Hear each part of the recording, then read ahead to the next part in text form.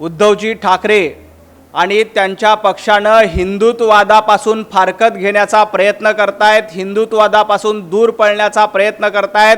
आणि आज अतिशय दुर्दैवी अशी घटना उभाटा गटाच्या खासदारांनी केलेली आहे। वंदनीय हिंदू हृदय सम्राट बाळासाहेब ठाकरे यांनी सातत्यानं हिंदुत्ववादासाठी पुढाकार घेतला होता, हिंदुत्ववादासाठी संपूर्ण आयुष्य पणाला लावलं। वंदनीय बाळासाहेब ठाकरे यांनी हिंदुत्ववादासाठी लढा दिला आणि हिंदुत्ववादांसाठी आपलं आयुष्य पणाला लावलं।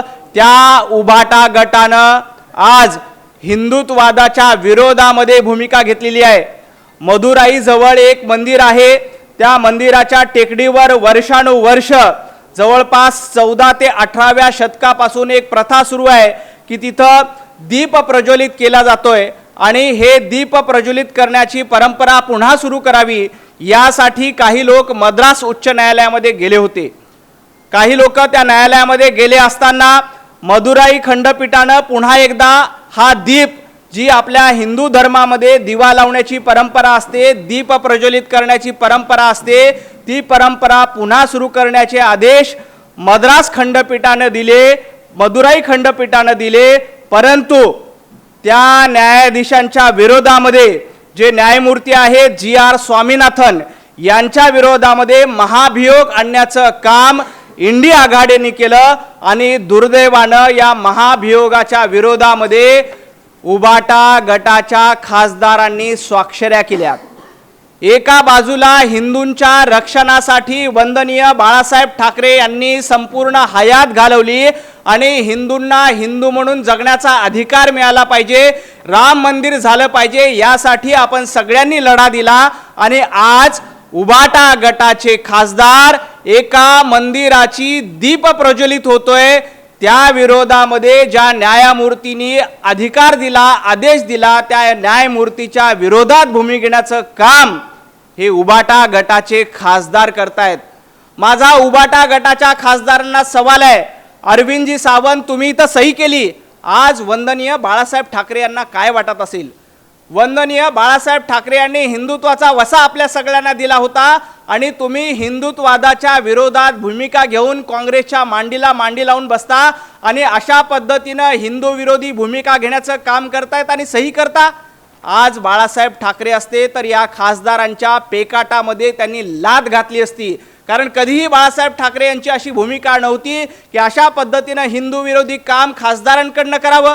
एका बाजूला तुम्ही अजान स्पर्धा घेतायत, एका बाजूला नमाज पठण स्पर्धा घेतायत आणि दुसऱ्या बाजूला अशा पद्धतीनं हिंदू मंदिरामध्ये दीप प्रज्वलित केला जातोय, त्याचा समर्थन करणारं आदेश दिल्यानंतर त्या न्यायाधीशाच्या विरोधामध्ये तुम्ही भूमिका घेतायत, त्या न्यायमूर्तीच्या विरोधामध्ये भूमिका घेतायत।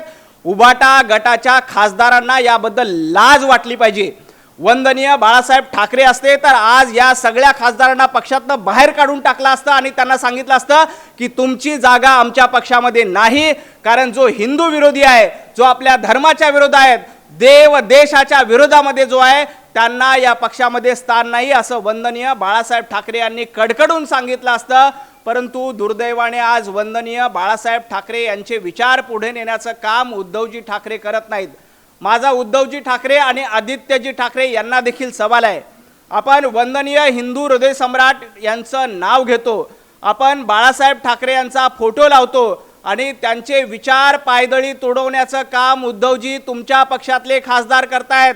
अरविंद सावंत आणि तुमच्या पक्षातले खासदार हिंदू विरोधी भूमिका घेण्यासाठी संसदेमध्ये सही करतायत, लोकसभेमध्ये सही करतायत आणि एका न्यायमूर्तीच्या विरोधात ज्यांनी मंदिरातली प्रथा सुरू केली पाहिजे, जी वर्षानुवर्षाची प्रथा आहे, जवळपास 14 ते 18व्या शतकापर्यंत ही प्रथा परंपरा सुरू होती आणि ही प्रथा परंपरा मोडीत निघावी यासाठी तुम्ही प्रयत्न करतायत। तुम्ही कुणाचा अपमान करतायत? तुम्ही संपूर्ण हिंदूंचा अपमान करतायत, तुम्ही आमच्या देवदेवतांचा अपमान करतायत। अरविंद सावंत तुम्हाला इथल्या हिंदूंनी मतदान देऊन निवडून आणलं, अरविंदजी सावंत तुम्हाला महाराष्ट्रातल्या मुंबईतल्या जनतेने मतदान दिलं, त्या मतदारांचा अपमान करण्याचं काम अरविंदजी सावंत आणि उभाटा गटाचे खासदार करतायत।